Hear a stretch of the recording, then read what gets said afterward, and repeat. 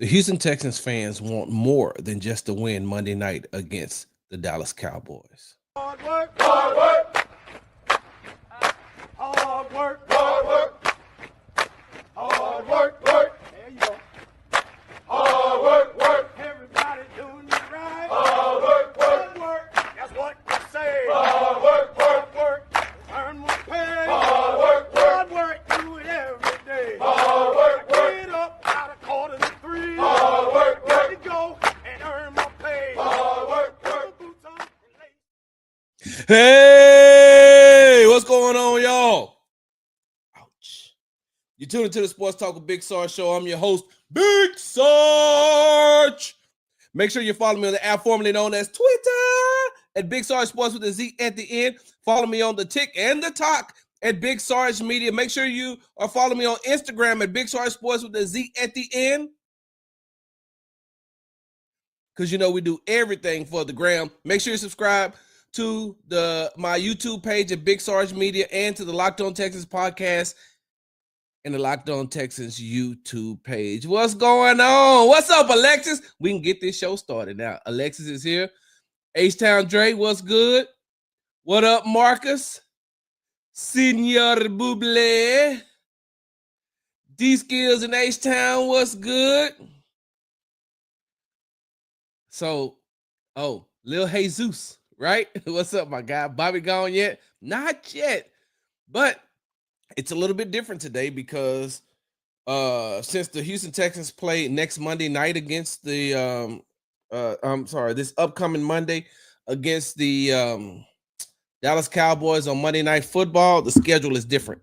And so after Sunday Night Football, Monday they had the day off, which normally would have been the day we got a chance to speak to the players and the head coach. But they took Monday off, now Tuesday, so we have to be at the stadium at 11:45 today. Get a chance to get the open locker room, and then we'll talk to head coach D'Amico Ryans. They'll be off on Wednesday, and then Thursday they'll pick back up their normal schedule. And so, hold on for a second. Corey. Hey, bro, you might need some Tums or some Pepto-Bismol. Like, you starting early this morning. Your stomach still messed up from the Walmart wings. Like, you know what? I would respect you more if you ate wings from Food Town. They still got Food Towns around? Like, if you ate wings from Food Town, I'd probably respect you more. But Walmart wings, my guy, is the equivalent to using soap from Dollar General. I digress. Once again, tuned to the Sports Talk with Big Sarge show. I'm your host, Big Sarge. Hey, before we get started, I got a question, right? So we're coming up on Thanksgiving. We're coming up on Thanksgiving. Wait, hold on. The one off 610, because if so, I can meet you there if you treat me. I'm just saying. All right. So hold on. Exactly. That's like Walmart wings. HEB, I think they got some good wings though. I was looking at them yesterday. I was like, yo, if I wanted some wings, I'd probably get these from HEB.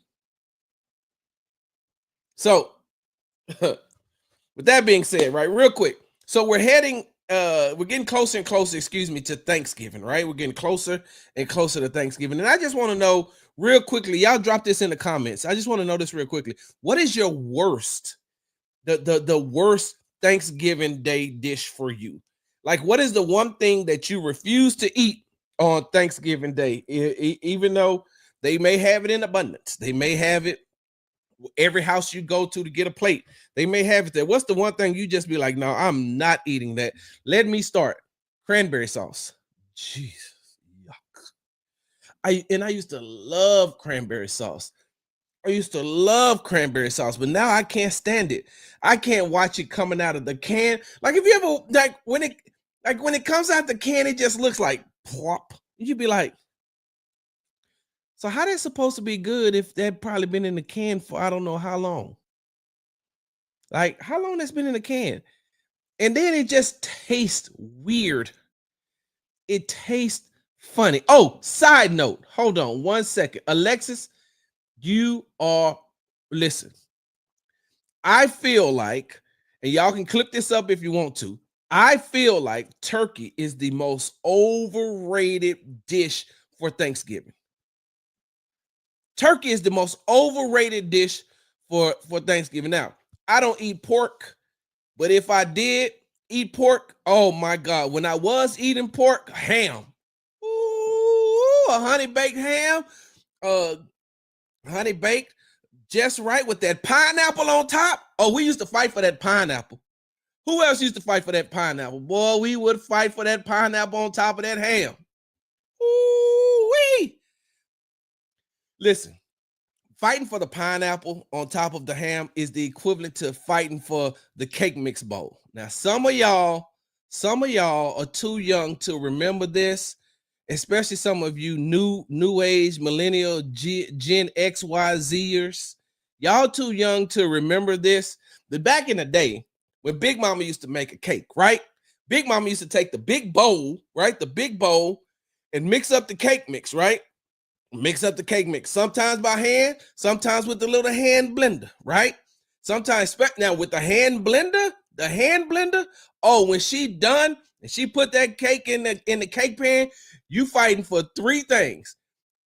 Either the bowl or one of those little mixer blades. If you can get one, two of them little mixer blades, you good. Because 9 times out of 10, either your older cousin that can beat you up or like an older sibling, they're going to get to the bowl. Now, I am the oldest. So most of the time I was able to get the big cake bowl if my cousin Mike wasn't there. He been a bully. Like he been like, I feel like my cousin been 215 pounds all muscle since he was in 3rd grade. He used to bully us a lot. I ain't little no more though. We ain't little no more, Mike. Hold on, y'all almost had a flashback a moment. I digress. That cake bowl, oh boy, you was fighting for that cake bowl.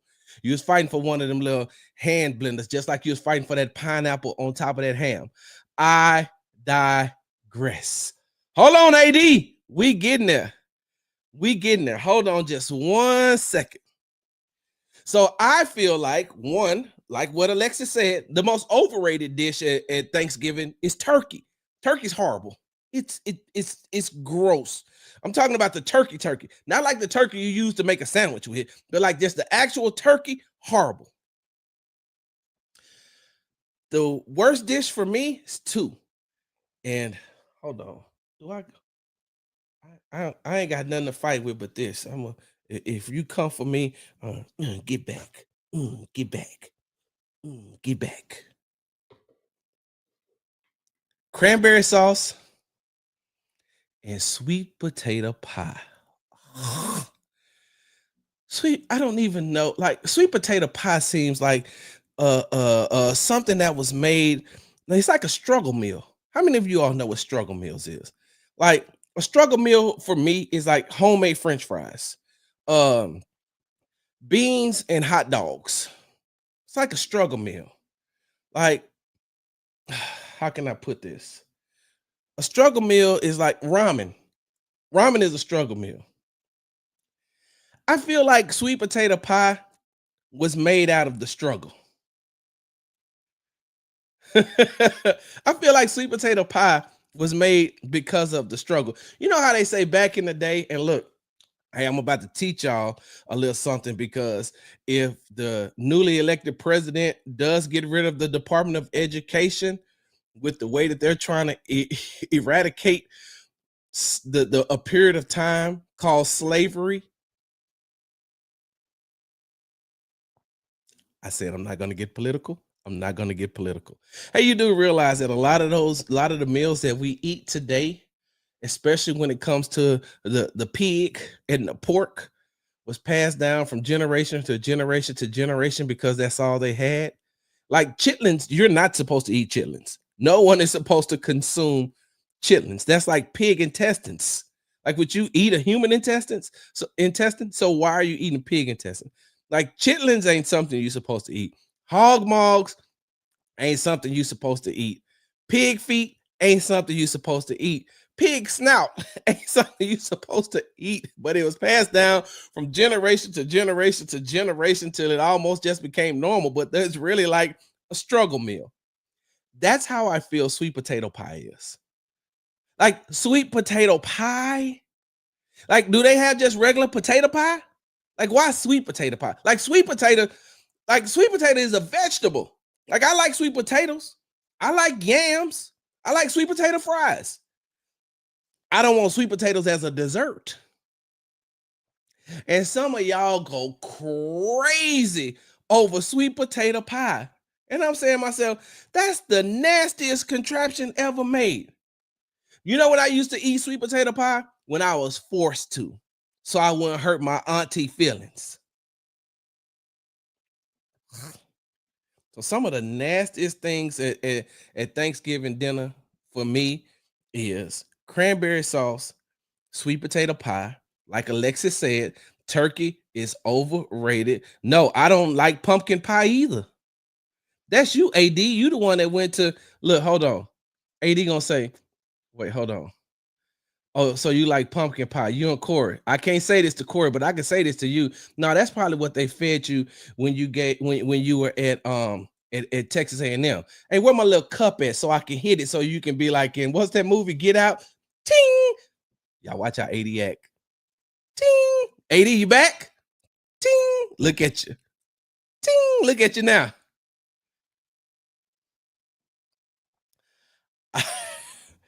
I digress. I got one more thing. Before I move on. Before I move on to talking about the Texans versus the Cowboys. So let me tell y'all something. If I come to your house and you got stovetop stuffing instead of cornbread dressing, if you got stovetop stuffing instead of cornbread dressing, no, I'm leaving. And I'm knocking over the paper plates too. Nobody finna use this. Paper plates, the spoon, plastic spoons, forks, and like nobody finna eat none of this. No. Stuffing. I I only thought that stuffing was just something. I always just thought stuffing was just a commercial. I always thought stovetop stuffing was just a commercial. Because all my life, all I've ever had was cornbread dressing. Like I growing up, I didn't see anything else made, but yeah, cornbread dressing. Hold on, let me read this. They visit American history and the major factor in our history with all these slave moves and shows are conclusive to the community cause. It's divisive and it makes us hate. Huh? That's a good point, Duke. Duke, that's a good point. And we'll talk about that. One day we're gonna have that type of show, Duke. I promise you. But I don't. I'm gonna be honest with you. I seen stovetop stuffing on a commercial, but I didn't know people like really ate that till I got older. When I got older, that's when I realized, like, yo, people are really eating stuffing. Say, hey, what you got? Oh, we got some stuffing right here. What is stuffing? I don't. What is that? Stuffing. Look, stuffing. I don't know what that is. It's dressing. That ain't dressing. Nah, no, no, that's not cornbread dressing right there. I don't know what that is. No, you can have that. It's you can have that. I don't want no stuffing. I want dressing. Can I get some dressing? Y'all got cornbread dressing? You ain't got no big mamas in your family? You don't know nobody who got no big mamas or got no aunties that's been around for a very long time? Like they ain't got no aunties or no big mamas that can make some dressing. Like I want dressing. I want dressing. I don't want I don't want stovetop stuffing. Whew. Now that I'm able to get that off of my chest and make y'all people sweet potato pie. That's terrible. Sweet potato pie, key lime pie, pumpkin pie, all that nasty, gross. It's worse than eating cheesecake. We'll talk about that. when we get closer to Christmas. Once again, you tuned to the Sports Talk with Big Sarge show. I'm your host, Big Sarge. Hey, before I start, hey, let me go back and read something. Now, I ain't reading. I'm gonna be honest with you. I ain't reading. I'm not reading the slavery. I'm not reading the slavery comments. That's something that we had to talk about another time. I just asked what was some of the worst dishes what do you consider the worst dish at Thanksgiving? Let's see. Marcus said dressing. Sarah said yams, of course. Alexis said turkey. Marcus said yams is lit. Maybe an unpopular opinion, but not a fan of stuff. I ain't a fan of stuffing either. I'm a fan of dressing. Oh yes, Senior Bubble, like this is horrible. I don't even know how did that become a thing? Nasty. Let's see. Go get a turkey from Turning Point is a club. What I'm be doing at the Turning Point trying to get turkey? Nah, Tony, you're not finna get me in trouble. I don't know what turkey is code word for. Going to the hole in the wall for a turkey? No, I don't know. Listen, between you and Corey, y'all are not going to make me get a divorce. Y'all are not going to have my wife divorcing me. Talking about, where you going? I'm going to get a turkey from the Turning Point. The Turning Point? Hell, I might as well say I'm going to get some dressing from Diablo's. Oh, yeah. Where they got the mac and cheese at? Caro's? What? No. Exactly. Hey, what happened? How did I lose a follower? 213-331-1319 because I said I didn't like sweet potato pie? I need a can of cranberry sauce for myself. Let me put mine in the fridge now. Yuck. Corey, that explains a lot. What are sample cakes? I don't know what that is. Fried turkey, honey baked ham, dressing, greens. Ooh, that sounds good. Let me see. Yeah. It's called dressing. Exactly, AD. Exactly. It's hey, look, y'all help me as much as y'all helping me as much as you say I'm helping y'all. All right, let me get on down here. Hey, well, you don't see all this melanin in my skin? I definitely wouldn't be in the house. I'm definitely out there in the field. What are we talking about here, Senior Bobole? But you also the one that know how to make spread or cook in the dryer, right?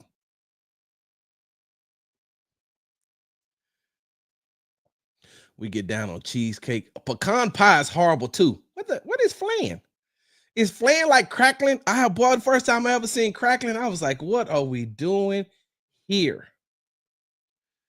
What are we doing here? All right, y'all, let me get on down here and get this show started.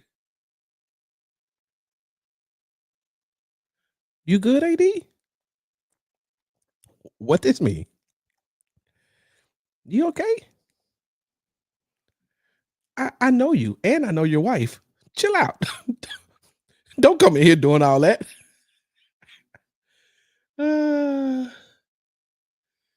All right, let me go ahead and no, I don't like crackling. All right, so I'm gonna go ahead and get this show started.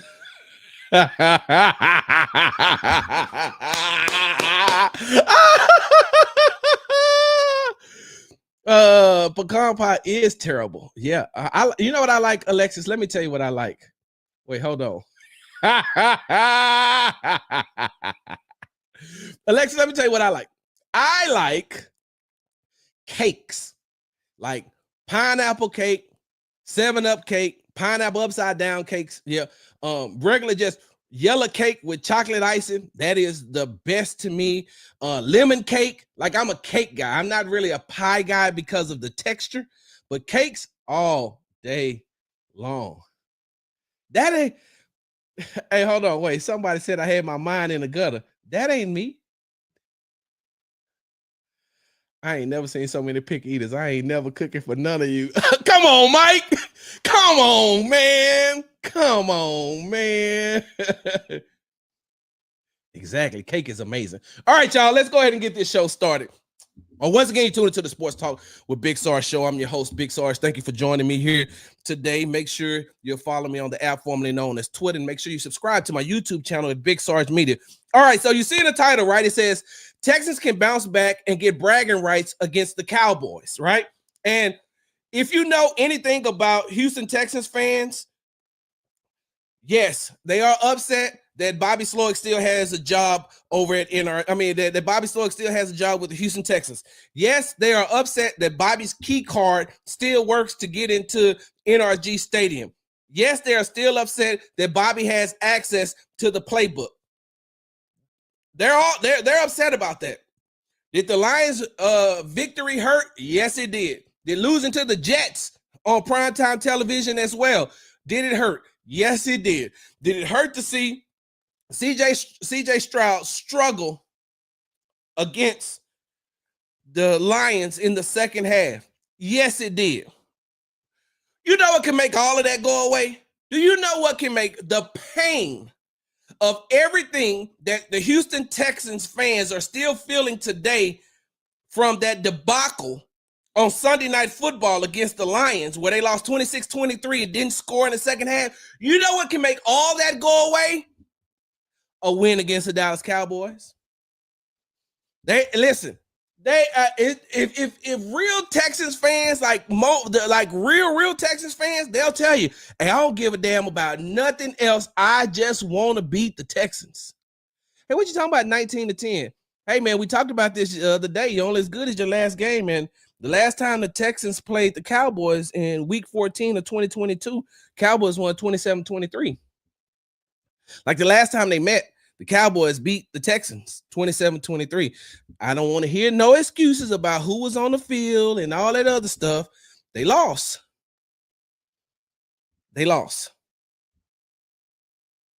So, with that being said, as I digress, what will make the pain go away from everything is if the Houston Texans beat the Dallas Cowboys. And they can tell you, oh, it's just another game. It's just another game. Now, these Texans fans want to beat the Dallas Cowboys very, very, very bad. Now, hold on for a second, right? Give me 1 second. Let me take off my media hat. Let me put on my fan hat. Because y'all know I'm a Dallas Cowboys fan. But I'm one of the realistic Cowboys fans. I don't come into the season every year saying that they're going to the Super Bowl. I tell you like a TI is when it comes to the Dallas Cowboys. I told you I did not like the Dak Prescott signing. I did not like them bringing back Ezekiel Elliott. There's a lot of things about the Dallas Cowboys I don't like, including the GM and the owner, right? But what I will say is this. Dallas Cowboys fans, and I know this firsthand, we can be annoying as hell. We're obnoxious. We live and die by the Super Bowl rings, especially if your team doesn't have any. If your team ain't got no Super Bowl rings and you get to yapping too much with me, I'm just going to say, hey, refer to the tag. Hey, just go to Jerry's World, look up, and you'll see 5 of them things. 5. If your stadium ain't got, in order to talk to me, your stadium has to have 5 or more. So Steelers fans can talk to me. 49ers fans can talk to me. I think Patriots fans can talk to me. Like, your team got to have 5 or more in its history in order to talk to me if we really getting down to the nitty gritty. Now, I can have a conversation with you about how bad the Dallas Cowboys are. Listen, I'm not going to sugarcoat it. Hold on for a second. Hold on for 1 second. Hold on. You're right. Show me one, though. Show me one for the team you root for, and we'll start from there. I digress. Listen. If you get to popping off at the mouth too much and your team ain't even got a Super Bowl appearance, pump your brakes, little daddy. What are we really talking about? Like, you can't, if you've never experienced rooting for your team in the Super Bowl on multiple occasions, like we don't even really have anything to talk about. Yes, I am the one who will say we got 5 rings. I will say we then. I don't talk about we because I'm not paid, employed, never played for the Dallas Cowboys. But if you get to yapping too much, yeah, we. That's how I know we could be annoying. That's how I know we could be obnoxious. And when people start saying, well, them rings are, oh, you know what never goes away? Anybody who won a Grammy Award. If you won a Grammy Award in the 70s, you know what they're saying in 2024? Grammy Award winner. Hell, even if you're nominated, they say Grammy Award nominated. If you win an Oscar, or if you're nominated for an Oscar, Oscar winning, Oscar nominated, no matter when you won it, you won it.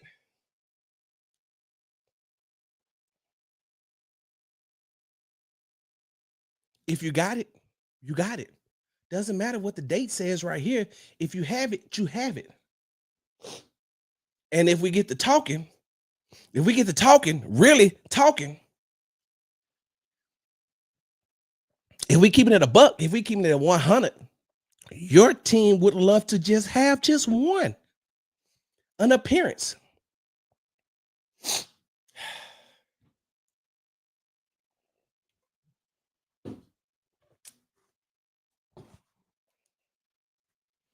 Now that I have my media hat back on, the Houston Texans fans would love nothing more than to beat the Dallas Cowboys. And they want to beat the Dallas Cowboys because they want the bragging rights because of that fan that y'all just got through talking to, Brian. That fan y'all just got through, that y'all just seen on here, that was Brian, right? Now we back to Big Sarge. Brian, he one of them ones that if it gets too, if you can't talk realistically football to him, and it gets to the point where you still calling them like the cowgirls and all that other stuff, then I'll be like, you know what though? Cowgirls got a ring on it. 5 of them things. Been to 8 Super Bowls. 8.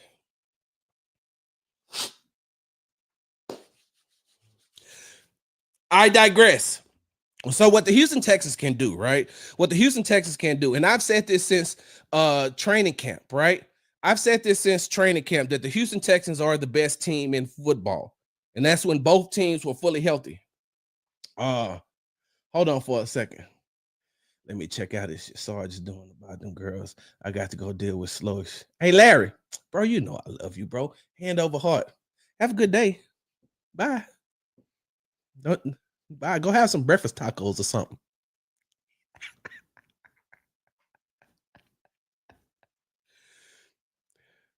Sure, Senor Boble.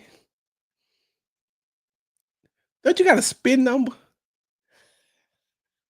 Most of y'all don't know what a spin number is. I'm just playing, bro. I'm just playing. So, like I was saying, though, I've been saying since training camp that the Houston Texans are the best team, the best team in Texas, on paper and on the field. Like there's no possible way. When I look at that Houston Texans roster versus the Dallas Cowboys roster, like we're just starting at quarterback. I'm taking CJ over Dak Prescott all day long. And I'm talking about right now. I'm taking CJ over Dak right now. How long Dak been in the league? Dak's the highest paid quarterback. I'm still taking him. I'm taking CJ as a rookie over Dak in whatever year he's in right now. Running back, of course, I'm taking Joe Mixon. Wide receivers, that's different because I love what Nico Collins does, but I also like what CeeDee Lamb does. Now, overall, his wide receiver unit, the Texans got it. Offensive line, you got to give it to the Cowboys. They're a better offensive line unit than the Houston Texans. Defense-wise, I got to give it to the Texans. It just is what it is. And that has not changed for me throughout the entire year. Because I told you all, when I'm a fan, I'm a fan. When I'm doing my job, I don't have a team. I'm unbiased. When I'm doing my job, and like I'm doing right now, when I'm doing my job, none of that. None of that. I don't have a team. I don't have anybody that I root for. I don't have a vested interest in which team wins or which team loses. I'm just reporting the facts and throwing in my opinion. And so, like I said, the Houston Texans have been and still are the best team in Texas. And one of the reasons why, here's the thing. Side note, you all want, and I'm talking about Texans fans, you all want Bobby Slowick gone as your offensive coordinator. You don't like what Bobby's doing. You don't like the way he call plays. You don't like the way he sequences plays. You don't like what he does in the second half. Imagine your head coach being your offensive coordinator as well. Mike McCarthy should have been, well, Mike McCarthy should have never been hired first. If we keeping it a buck, if we keeping it 100, go look at the Washington Commanders head coach, and that's who should have been the head coach for the Dallas Cowboys. But Jerry Jones is too arrogant and too stubborn. And so for you wanting Bobby Slowick gone, imagine the Cowboys fans and how they feel that their head coach is also their offensive coordinator. With that being said, the Houston Texans should dog walk the Dallas Cowboys because the Cowboys are bad offensively. They're terrible offensively. And even when they had Dak Prescott in the game, they were bad. They have a terrible running game. They're poorly coached from head coach to offensive coordinator to defensive coordinator. The Dallas Cowboys have a bad team. Now, with that being said, so does the Jets. And the Texans should have blew the Jets out. You cannot come into this game playing down to your competition. The Houston Texans cannot come into this game playing down to their competition. You just can't. You can't. We've seen too many times in the last 2 years where the Houston Texans have played down to their competition. No way last year they should have lost to the Carolina Panthers. No way last year they should have lost to the Atlanta Falcons. No way they should have lost to the Jets this year. The Jets were 2-6 and 0-5. The Dallas Cowboys are a terrible team. And if we're keeping it a buck, which what we do here on Sports Talk with Big Sarge, the Texans have 3 winnable games coming up. The Texans played 3 bad teams. And let me tell you all something. I hate when people do this. Well, they beat a team who has an under 500 record. Well, I'm sorry. I'm sorry. Roger Goodell does not go in and say, okay, time out. This week, only the teams with 500 records are going to play each other, and every team that's under 500 going to play each other. You can't get mad when a team that's good beats a team that's under 500, and you say, oh, well, they just beat a team. They just beat a bad team. They beat a team that was under 500. So what? They beat who was on their schedule. So if the Houston Texans go on a 3-game winning streak, I don't want to hear, oh, it's only beat the Cowboys, the Titans, and the Jags. So what? Is it the Texans' fault that, I'm sorry, if they go on a 4-game winning streak and they beat, 3 games. They beat the Cowboys, the Titans, and the Jags. They go on a 3-game winning streak. Well, all those teams are under 500. You can't really talk about that because they played bad teams. So what? It's not the Texans' fault that they're a good team and the teams that they're playing are bad. That ain't got nothing to do with the Texans. They show up and they got to play who they play. That's it. Hold on 1 second.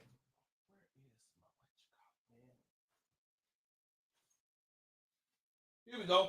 Hey, y'all excuse me for a second. My allergies are bothering me.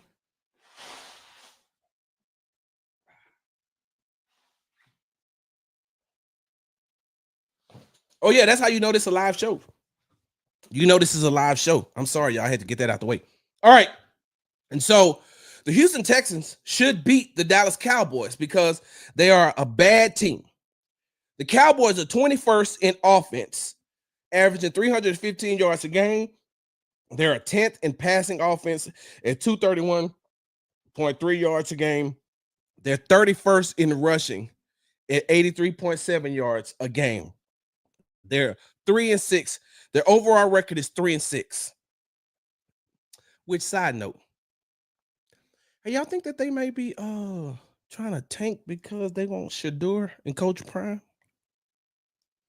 Which would be weird. I don't think that they would want Shador.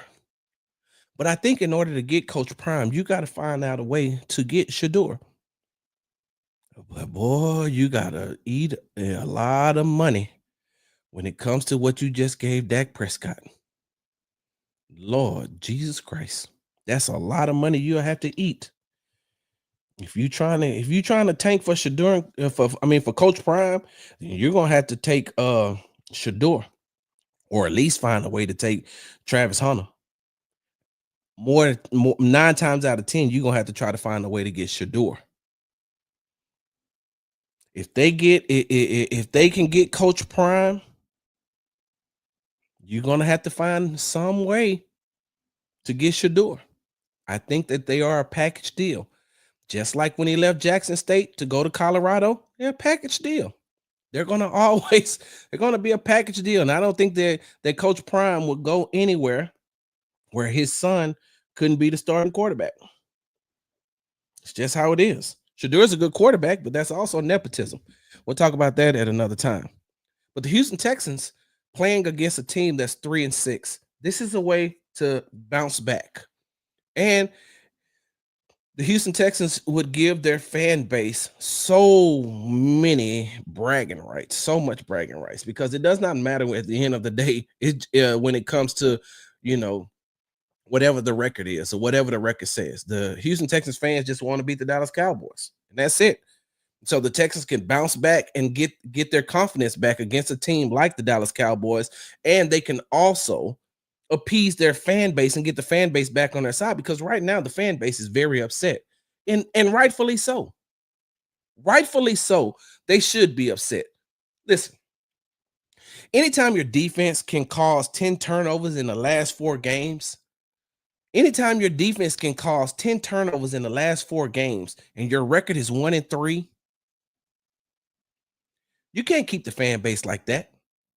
You can, because they believe in D'Amico and they believe in this team, but they're not fully on board. I'm not going to go. Listen, on Monday's show, we deep dived. We had a deep dive into why the Texans are unsuccessful in the last 4 games, because they're only averaging 3.75 points a game in the second half. We deep dived that, so we don't have to go back into talking about that. But what we need to be talking about is how this defense is playing and the offense can't produce. When your defense causes 10 turnovers in the last 4 games, when your defense makes the most accurate quarterback in the NFL throw 5 interceptions, you got to find a way to win those games.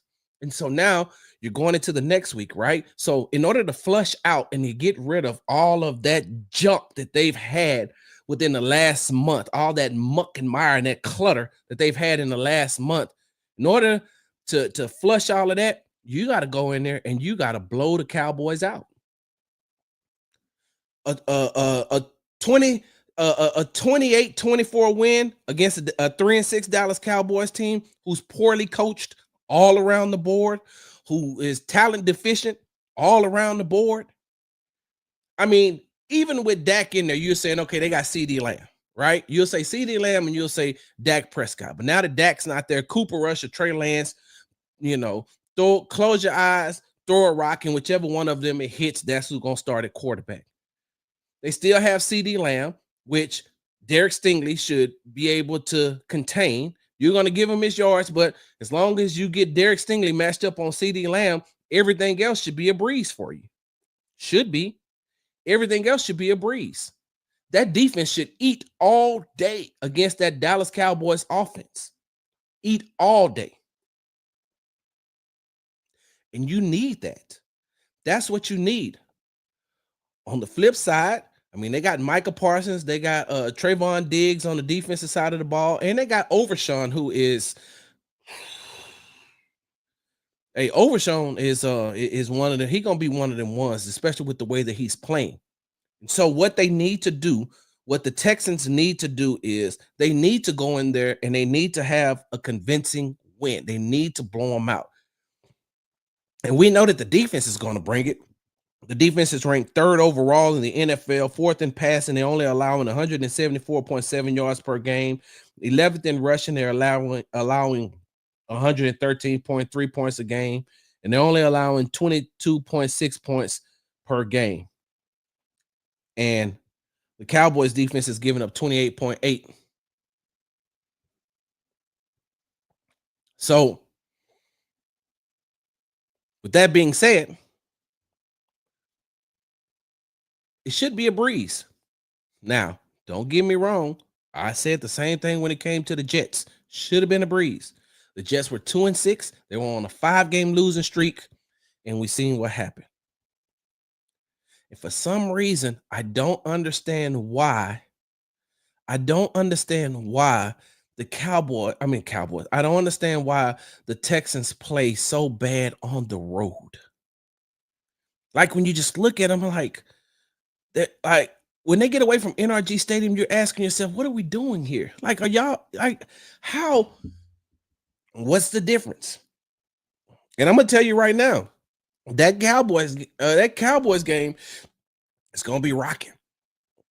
That stadium is going to be rocking because for as much hatred as the Houston Texans fans have for the Dallas Cowboys, the Dallas Cowboy fans don't have that amount of hatred for the Houston Texans because they consider more like Washington, Philly, Giants, San Francisco. Those are more Pittsburgh. Those are more, those more of a rivalry than what the Houston Texans are. And it has something to do with because they play in different conferences. So it's really not. But Dallas Cowboy fans want the bragging rights too, so they're going to be in there and they're going to be loud. And don't get me wrong, I know the Houston Texans fans travel as well. They travel well. But this is another road game. The Houston Texans are going to have to show up. And hopefully Bobby Slowick has learned, but he's going to have to show up in that second half of the game. And the Dallas Cowboys is not a good team. And the Texans can't afford to play down to their competition. It's time to see the Texans step up going into the latter half of their season. Like they're going to need a game. They need one of those bounce back games like they had against the New England Patriots, which ironically and crazy is the last time they scored a second half touchdown. I digress. They need a blowout game. And with that being said, this should also be a bounce back game for CJ Stroud and Bobby Slowick, but definitely for CJ. CJ needs a breakout game this year. Like we haven't really seen CJ have that breakout game like we seen him have a breakout game like we seen him have breakout games last season. Like last season, you're saying to yourself, man, this guy, if he stopped right now, we have to consider is 1 year good enough to be able to put him in the Hall of Fame. He had a record-setting rookie season. So this is the time, and this game is where CJ should have a bounce back game. This is where CJ should have a breakout game. Especially if you're getting Nico Collins back. Because if I'm the Texans, I'm letting Nico Collins come back and play, especially with these next 3 games. Now, that Titans defense, they got a good defense, but you should be able to beat them as well. But you need him to be back in game shape. You need him to be back in full stride when you got to play the Dolphins, the Dolphins, the Chiefs, and the Ravens, because that's the game where you're really going to need him. And if you can get him back in rhythm and get him back in sync with CJ, you start with these 3 games. These should be like warm-up games for him to be able to show up big in the games later on in the season against the Dolphins, Chiefs, and the Ravens. But CJ needs a breakout game. CJ had back-to-back 300-plus yard games this season. He had 345 against the Jacksonville Jaguars, and he had 331 against the Buffalo Bills. Since then, in the last five games, CJ has averaged 197.2 yards passing per game. Once again, earlier this season, in back-to-back games against the Jacksonville Jaguars and the Buffalo Bills, CJ passed 300-plus yards. Since then, less than 200 yards. He's passed for 197 yards. That's not that's not the CJ Stroud that these Houston Texans fans are used to seeing. That's not the CJ Stroud that the Houston Texans team is used to seeing. And I mean, if we keeping it 100, if we keeping it a buck, if we keeping it a hondo, I hate to keep beating this point over and over and over again, but it has a lot to do with Bobby Slowick and that offensive line. Y'all remember when I said, I'm sorry, that is poor show etiquette, because somebody could watch this show on Thursday and think that I said it on Wednesday. Poor etiquette. For those of you all who ever want to be in radio or do your own shows, remember this. You can't say when you're talking about something, you have to say on Monday's show. On Monday's show. Now I forgot my point because I'm self-correcting myself. Oh, so on Monday's show, we talked about how if Bobby Slowick really wanted to see what a real offensive coordinator does, he should go back and watch the second half of the game from the Lions offensive standpoint in the way that Ben Johnson coached that game. I forgot who it was. It was an offensive tackle. No, it wasn't Sewell. It was the other tackle who said that when they ran that Jahmyr Gibbs screen pass that got them a lot of yards, what Ben Johnson told the tackle was, okay, Danielle Hunter got a lot of pressure. He coming off that edge fast. Hey, let him come fast. Let him come past you just as fast as he's been doing. Let him get up the field. Let him come up the field. Let him get past you quickly. And then we're going to dump this screen off to Jahmyr. So we're going to use his over aggressiveness. We're going to let him over pursue so we can get this pass. That was an in-game adjustment. Something that I feel like Bobby Slowick has a problem doing. But that was an in-game adjustment. And so in order to get CJ's confidence back, in order to get CJ back on track, in order for CJ to have that breakout game, Bobby, these next 3 games, you should experiment. These next 3 games, Bobby, you should experiment. And you should say, okay, all right, first 10 games, cool, I was doing it one way. Hey, CJ, let's sit down and what are you seeing? And I'm going to tell you what I'm seeing. And then in-game adjustments, if you see something that I don't see, and I know we're going to talk about it, but if you see something that I don't see, okay, cool. We're going to, side note, hey, Barrett, AD, which one of y'all drop this in the comments because I'm trying to remember. What game was that when last season when CJ said, when CJ went to Bobby and said he seen something while he was on the field, and then they could make that okay, thank you. Yeah, okay. So in that Falcons game, so that was that. So on that pass, that was that should have been the game winner, right? That should have been the game winner against the Falcons, where he made that adjustment and got Dalton Schultz that touchdown pass. But then we know they lost on the last second field goal because the defense just let the backup quarterback, no, it wasn't the backup quarterback, but just let that offense go down the field and get that game-winning field goal. But yeah, I remember that now. I just couldn't remember exactly what game it was where CJ said he went to Bobby and said, hey, look, I see something different. And it seems like this year that they won't allow him to do that. A lot of times when CJ comes to the sideline, he's talking to Jesus Christ. I had his name and it slipped my mind. Y'all tell me again. Oh my goodness. Hold on. You know what? No, we're not gonna do that, Sarge. Oh no, we're not gonna do that. You got the information right here. I keep forgetting. Why do I keep forgetting that? Gerard. Most of the time he comes to the sideline, he's talking to Gerard Johnson. That's it. I don't really see him and Bobby talking, and maybe they do while I'm paying attention to the defense on the field, but most of the times I see him talking to Gerard, which is what I told y'all earlier in the season, right? Before everybody else started getting on board with it. What I say, hey man, maybe Gerard should call some of these offensive plays as well. Make him a co-offensive coordinator because he knows CJ better than anybody on that team. He's been with CJ since he's been how old? He's been with CJ for a long time.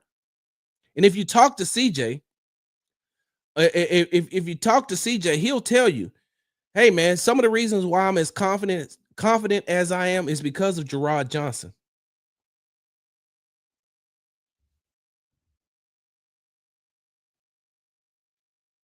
Are you related to Gerard? I hope I'm pronouncing that right, because I just call him Mr. Jordan. I just call him Mr. Jordan. I don't really, because I'm gonna tell you something. I really do like his game. He does.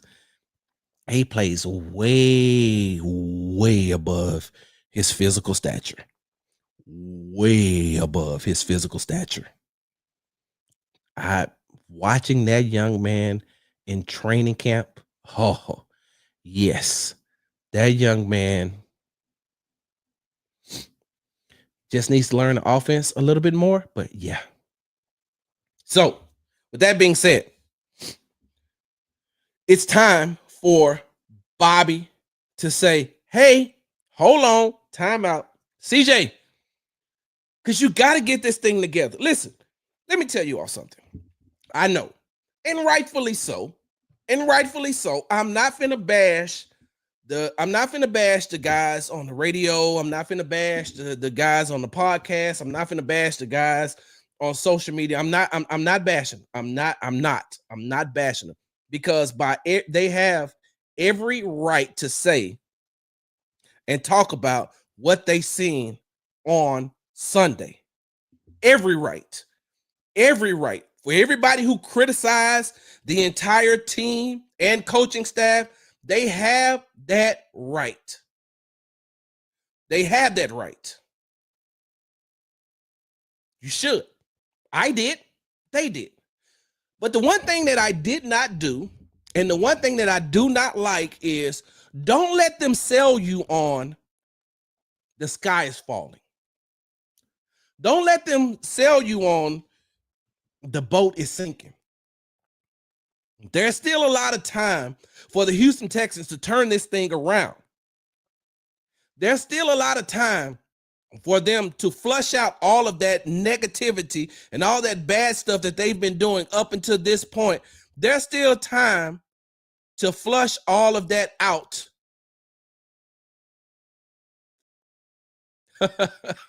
It's still a lot of time to flush all of that out and turn it around.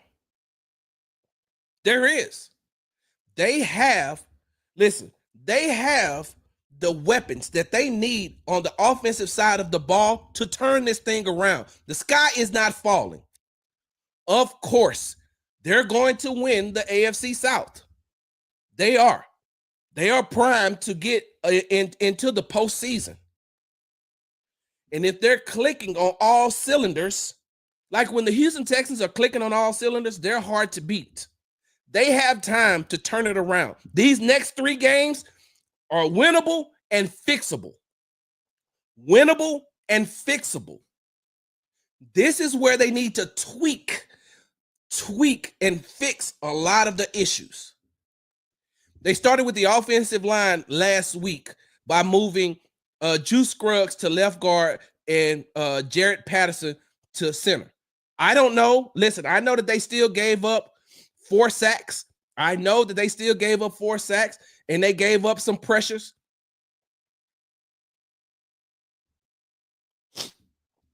But CJ still had a lot of time. He still had over 2.5 seconds to throw the ball. He was just 8 of 19. So they did change the line. Hold up. AD. Woo! I'm just saying. They looked a whole lot. This is the first time that I've seen them look like that this year. Hold on. Matthew, you make a great point. Hold on. Matthew, you make a great point. Some of those sacks were on CJ. So, with that being said, the sky isn't falling. The Houston Texans have time to get this thing together. And if these next 3 games, they can get going, within these next 3 games, the Houston Texans, they need to average 25 or more points. 25 or more points on the offensive side of the ball. The second half of these next 3 games, and I know, hey, Captain Obvious. I know. But in these next 3 games, they need to make sure that everything is clicking. Hold on. You're right. The run blocking was terrible. You're right, AD. But you also got to remember, you are putting Juice in a position that he hadn't played in a very long time. So you're right. The run blocking was not good. Joe Mixon wasn't able, but that's even fixable. And when you have a quarterback like CJ, right? When you have a quarterback like CJ, and we talked about this. Now I know we criticized CJ about that his second half play against the Lions, and rightfully so. But some of that was from the fact that CJ was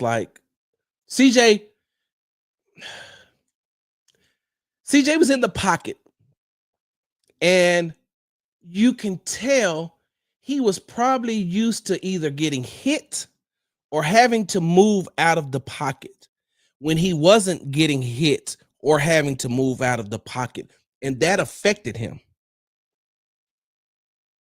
And so you look at it, and that's what you call seeing ghosts and hearing footsteps. So now that he knows that he may have that time, and this is the time to fix it. CJ can be better. CJ will be better. CJ is one of them ones. And like I said, Jared Goff was in MVP consideration, and he had a terrible game. They all going to have terrible games. Lamar Jackson has terrible games. Pat Mahomes has terrible games. Josh Allen has terrible games. Like, you have these quarterbacks who have terrible games, and they're able to bounce back. And that's what they're going to have to do this week, starting with this week.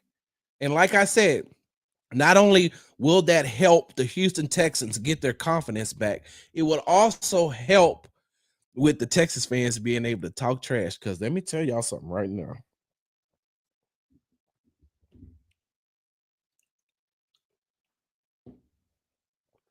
The Houston Texans lose to the Dallas Cowboys on Monday Night Football.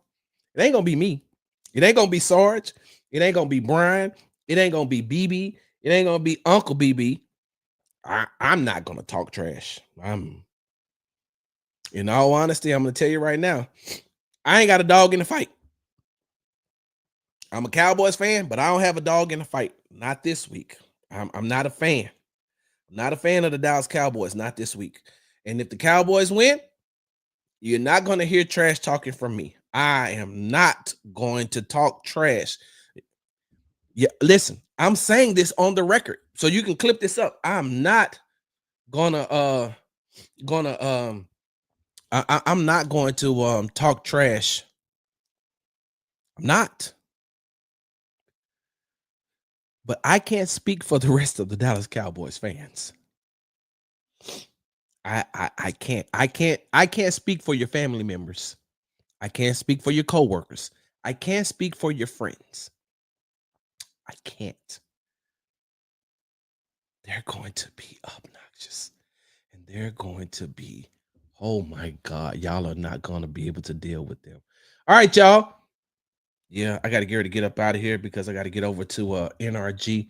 Let me go back through some of these comments. I'm looking for one.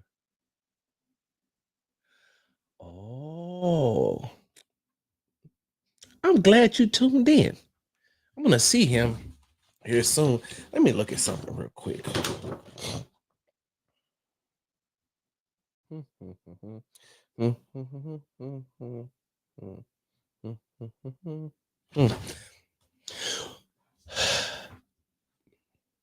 I do like I listen, and you can ask him. Ask him when you talk to him about Sarge and how much Sarge is. It has been like that's one of the draft picks that I really wanted. Let me see something. Let me see something real quick. Give me a second, y'all. Give me 1 second. Uh, uh, uh, uh, uh, uh, uh,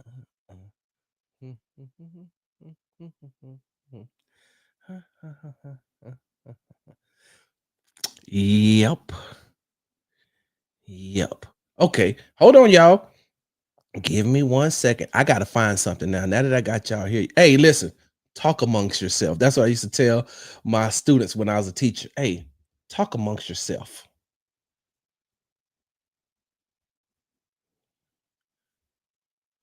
Let me see something. I'm doing something, y'all. Give me a second. Talk amongst yourselves. I know I did it, and where is it? No, I didn't do that. Let me see. It should be right here.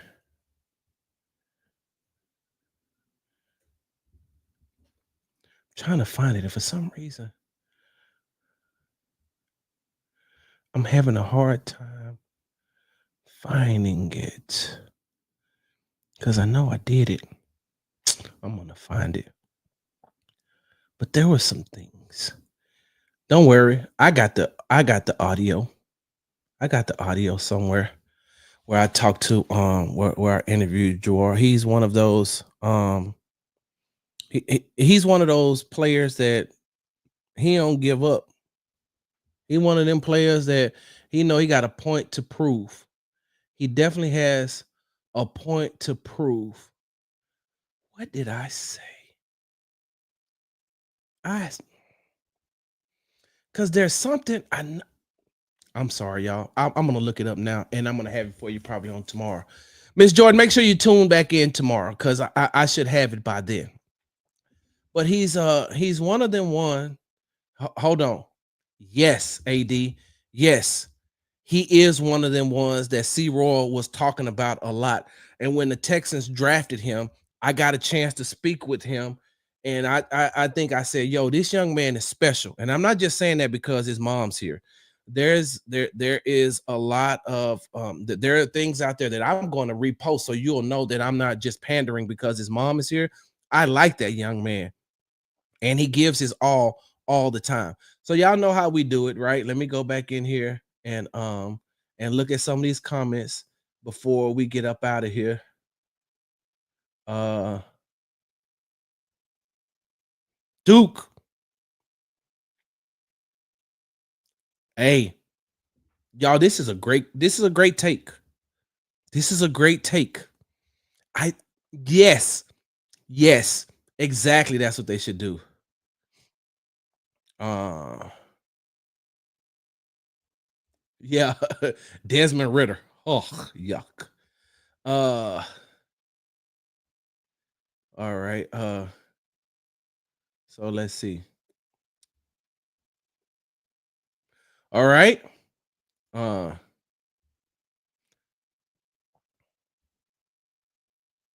got a point. Uh so here we go. Let's see what Texan Tangents had to say. Since our head coach is a defensive minded, is defensive minded coach, why don't we grab someone who called plays before instead of trying to get new people? Let Gerard learn and fight for the job next season. So my thing has always been is that, especially last season, one of the reasons, because hey, listen, for as a hot of a commodity, hot as a name as Bobby Slowick was when it came to head coaching jobs, Gerard Johnson's name was that exact same way when it came to offensive coordinator's job. But I have a feeling one of the reasons why he didn't take that job is because when Bobby leaves, then, and that's by hook or crook. Some of y'all too young to know what that means, by hook or crook. Once Bobby leaves, by hook or crook, G- Gerard will become the next offensive coordinator for the Houston Texans. AD, hey. So yeah, I like that.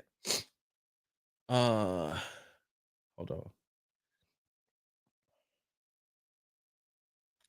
Bobby Stork isn't a bad OC. He just needs to adjust better play calling and let CJ run the offense some more. Let's hope he can learn. Let's hope he can learn.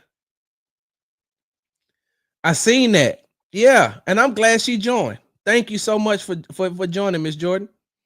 I don't have a bad thing to say about your son. I like him.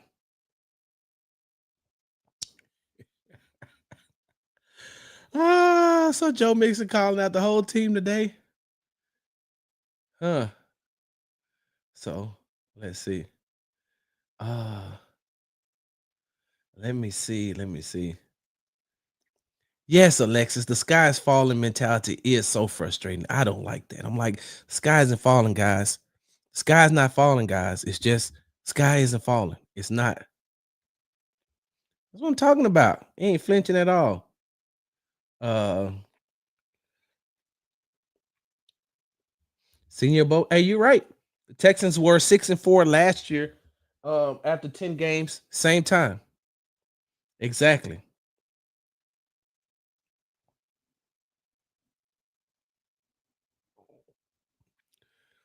The Central scrutinized. The Texans are a tough team. San Francisco did that to the Lions in the NFC Championship game. Much respect from a Lions fan. Appreciate that.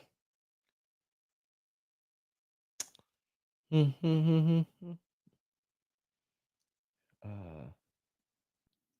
let me see. I'm still going through. Uh,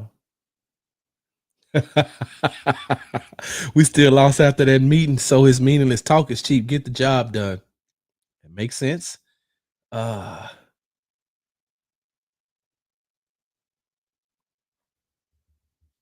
they should win these next 3 games. What happens if they drop one or more? We lucky our division is cheeks this year. The AFC South is cheeks. I'm sorry. The AFC South is cheeks. Like like doubled up cheeks, like Bernice Burgos cheeks, like double cheek Tuesday, like cheeks. Let's see if I got some more. Yeah, so that's good. Let me see.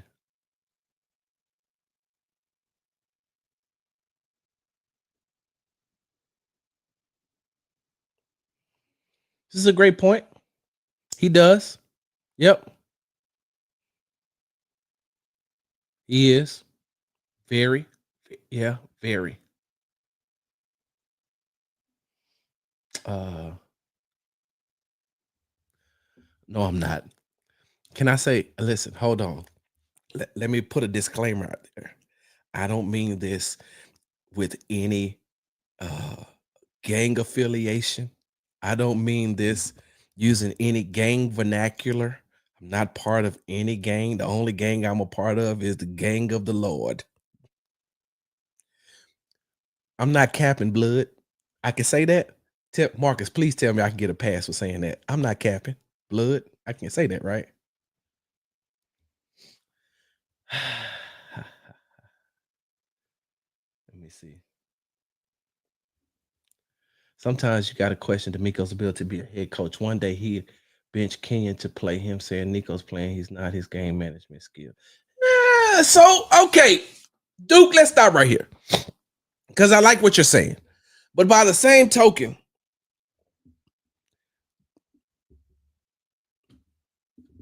I'm just going to leave it right there. We'll come back to that. We'll come back to that. All right, hold on. Big Sarge, why the ESPN Houston talk shows trash the team so much when we're on the brink of a winning streak and our big wins? I don't know. I can't speak for ESPN Houston. I promise you I don't have an answer. And this is no shot at ESPN Houston, but I haven't listened to the shows enough because when I'm not doing sports talk with Big Sarge, or if I'm not doing the Locked On Texans podcast, then I'm listening to other podcasts that has nothing to do with sports. That's how I get my mind away from that. I also cover the Houston Rockets. And so when I'm not doing stuff for the Texans, I'm doing stuff for the Rockets. So I don't really have a lot of time when I'm in my truck. I do try to flip through the different stations to hear. I know Paul Gallant has done some things on social media. So I don't know. I don't know. You may have to send me a clip or two. All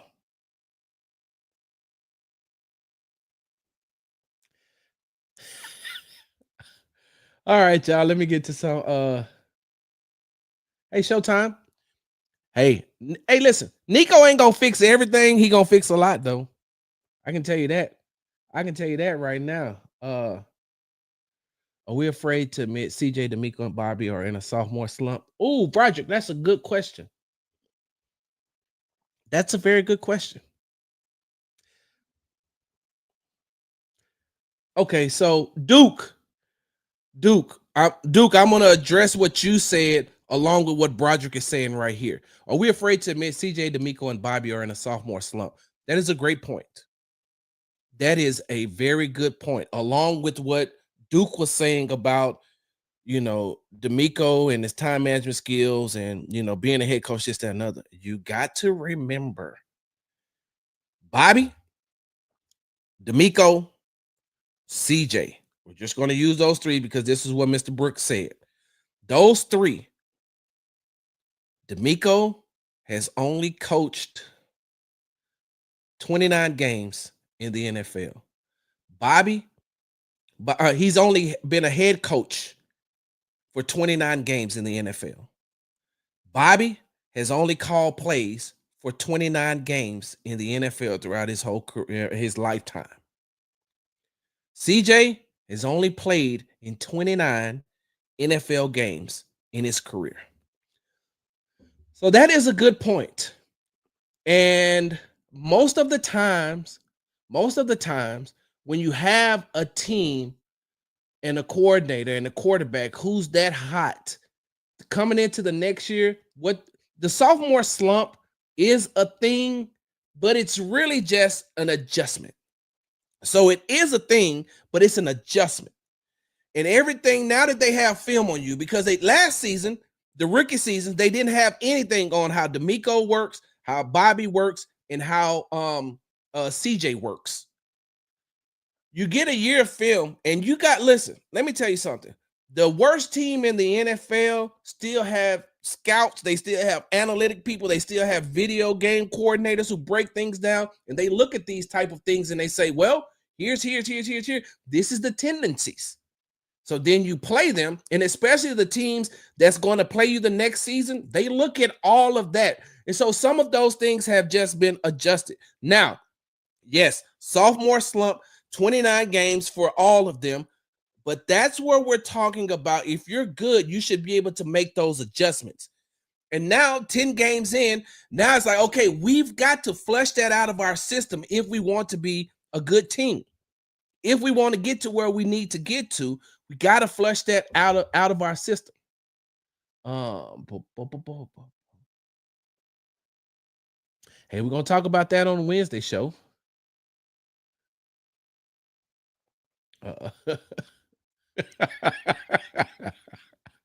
Man, what is wrong with y'all today? Between 80 and now you senior above, like, what are we talking about? Let me see.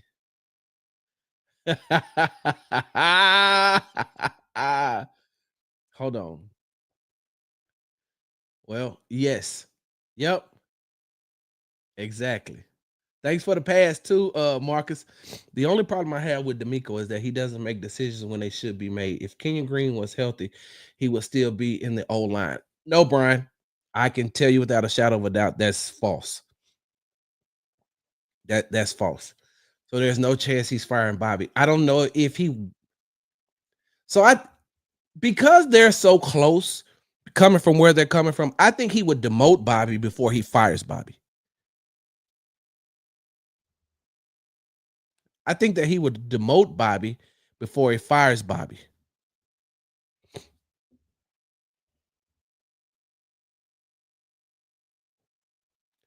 Paul Gallant was putting the vast majority of blame on CJ when it was a team effort for the offense consistently failing in the second half of games.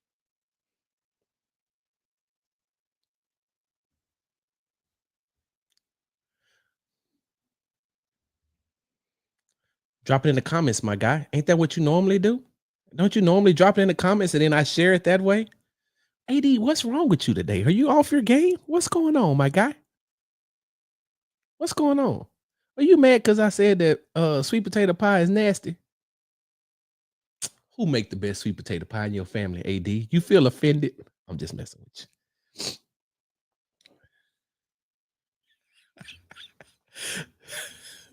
you. Yes. Yep. All right, y'all. We'll do it again. If you did it already, you know I didn't see it. I would have posted it. So do it one more. Put it in there one more time. Hold on. Larry and Stafford. It's not the sky is falling. We had enough sample size that Bobby's situational play calls are hurting his offense, which is in result causing CJ to think he has to do a lot more. And that's a great take. That is a great take. It is. And I agree. And I think we talked about that. Larry, if you didn't get a chance to see Monday's show, go back and watch it. It's on my YouTube channel. Make sure y'all subscribe to Big Sarge Media. Go back and take a look at that. Because if you go back and you take a look at that, you will see that that's one of the things that I did talk about. That's one of the things that I did talk about is that the situational play calling. And so let me tell y'all something. Let me say this. Let me say this before because and Larry, I want to address this point.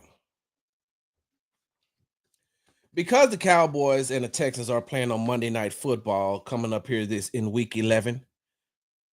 And because I have watched the Dallas Cowboys since 1975, I don't want is Bobby Slowick turning into Tony Romo. Right? I don't want Bobby Slowick to turn into Tony Romo. And some of you only know Tony Romo as the an analyst, play-by-play broadcaster on CBS. Some of you all only know him as that, but he used to be the quarterback for the Dallas Cowboys. So, with that being said, he speaks at 2:30, Mr. Optimistic. With that being said, the reason why I say I don't want Bobby Slowick to turn into Tony Romo is because of this. Tony Romo would look great during the regular season. Amazing during the regular season. Come playoffs, when the pressure's on, he folds. Pretty much every time he'd fold. When they needed him to play, when they needed him to step up, when they needed him to be the best that he could be, he would fold every time. Every time you look around, Tony Romo can't take the Cowboys to the promised land because in a big time situation when they needed him to be Tony Romo, he would fold. And the reason why why I say I don't want Bobby Slowick to become Tony Romo, excuse me, y'all. Allergies bother me. The reason why I say I don't want him to become Tony Romo is, and how I equate that is, Bobby tends to in the second half, or when the game is on the line, or when there's pressure and he needs to call the right play, when he really needs to get CJ in rhythm, he doesn't do it. And in the second half is showing up the most. In the first half would be the equivalent to the regular season for Tony Romo. The second half would be the playoffs for Tony Romo.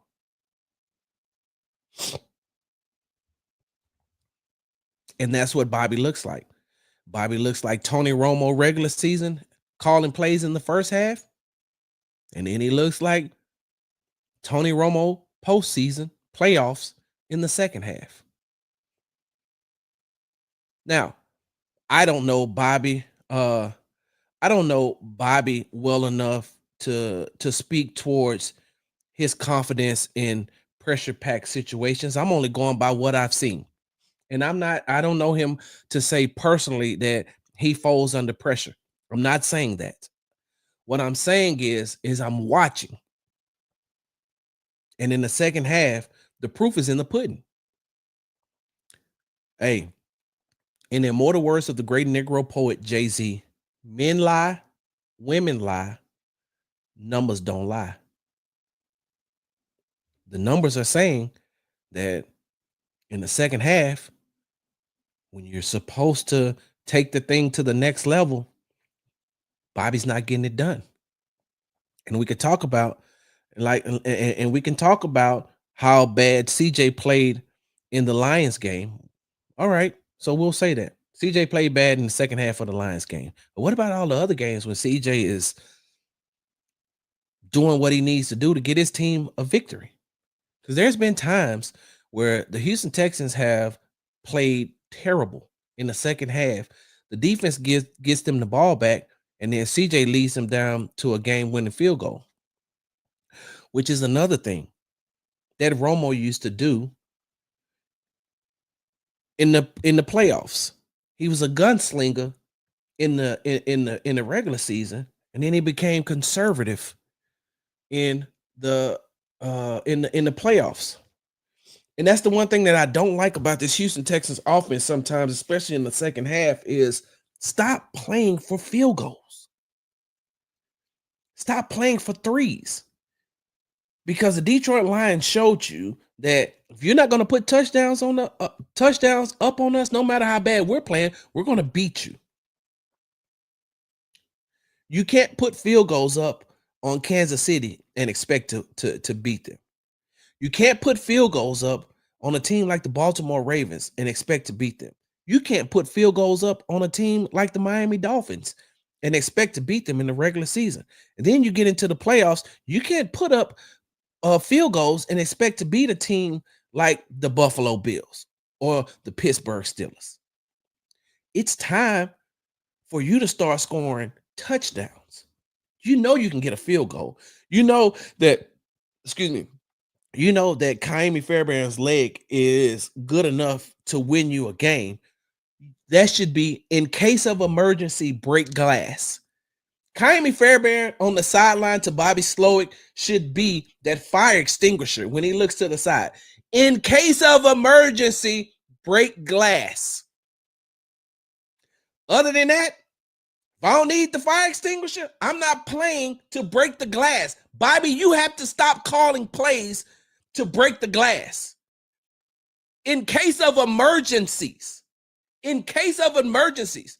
Not in case of I ain't calling the right plays. Not in case I'm not calling the right sequences of plays. Not in case I'm afraid to call this play break the glass. No. In case of emergencies, break the glass, Bobby. That's when you break the glass. Other than that, you got the quarterback, you got the receivers. Let that thing fly. Let it go. Take shots when you have to. Move down. I'm talking about in the red zone. Take shots. Don't get me wrong. Joe Mixon is one of the best running backs in the NFL, and I would get him the ball any way that I could. But I'm also trying to take shots in the end zone. And then, if I don't get him, break the glass, Bobby, in case of emergencies. Break the glass and get Kyrie Fairbairn out of there. All right, y'all. I got to get ready to get up out of here. I'm going to do this one more time. Oh, that is funny. Hold on. We get hot start Monday. We need to get all of our players back healthy. Yep, shedding thug. You up there shedding thug tears for Tony Romo. Man, I miss my dog. AD, I'm gonna let you make it because you off your game today. And you ain't took your CBD? You ain't had your edible today? You know what? Your employers might be watching this, AD. My bad. Did you drop where the thing at, AD?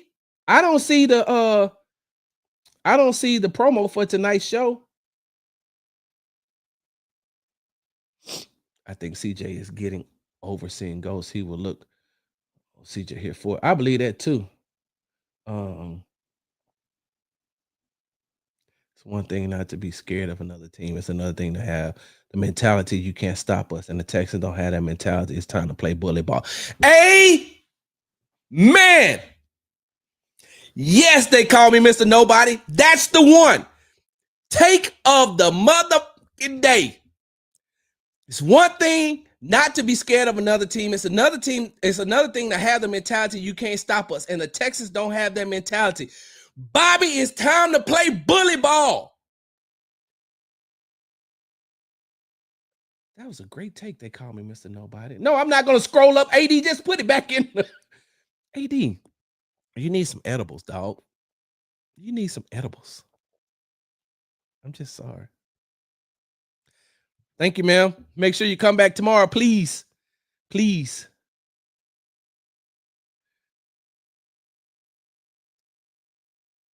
Hey, y'all.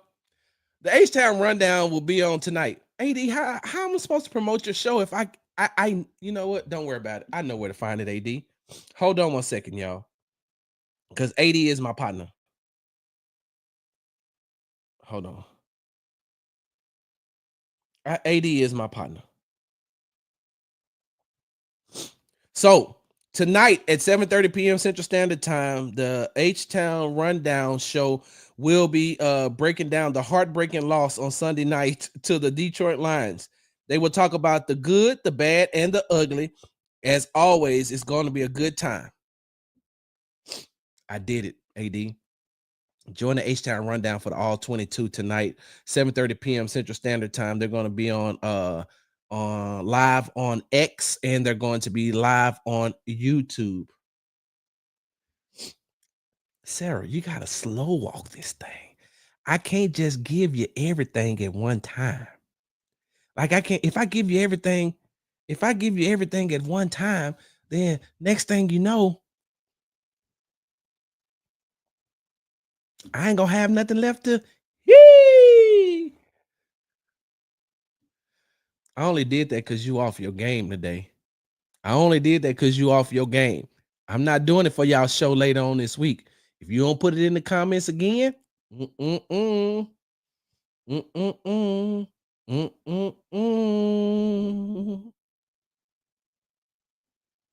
right, y'all.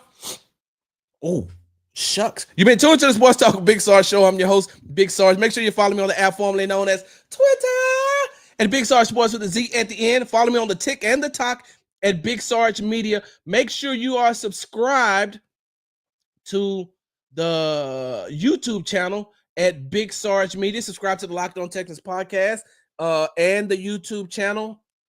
And make sure you follow me on the Instagram at Big Sarge Sports with the Z at the end. Why? Do it with me, everybody. You ready? To the right, to the right, to the right, to the right, to the left, to the left, to the left, to the left. Now what? Now what? Now what? Now what? Now, hey. Because we do everything for the gram. Big Sarge, I'm out. Hard work, hard work. Hard work, hard work. Hard work, work.